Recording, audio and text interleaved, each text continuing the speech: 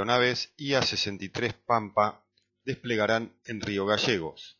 En una primera instancia serán 3 los Pampa 3 destinados a la capital santacruceña, los cuales estarán configurados con pods para ametralladoras de 7,62 milímetros en las alas y un pod ventral de 30 milímetros. El viernes pasado, ejemplares IA-63 Pampa 3 Bloque 2, numerales A701, A702 y A708, partieron desde el área material Río Cuarto hacia la 6ª Brigada Aérea de Tandil. Estos 3 ejemplares fueron acondicionados y artillados en la unidad de mantenimiento mayor con centropods, cañón ventral de 30 milímetros de EFA 533 y ametralladoras Browning 7,62 en pods CA-1 Colibrí.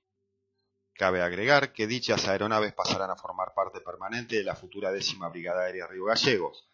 Las aeronaves mencionadas ya cuentan con distintivos propios de la renaciente brigada.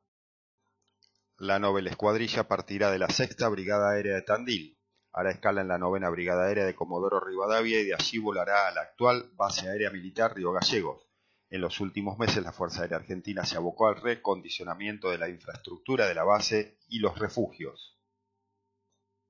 En tanto, se planifica la operación permanente de un MiG-171 ni bien se concluya su intervención mayor, al tiempo que los IA-63 realizarán despliegues operativos mensuales hacia Tierra del Fuego.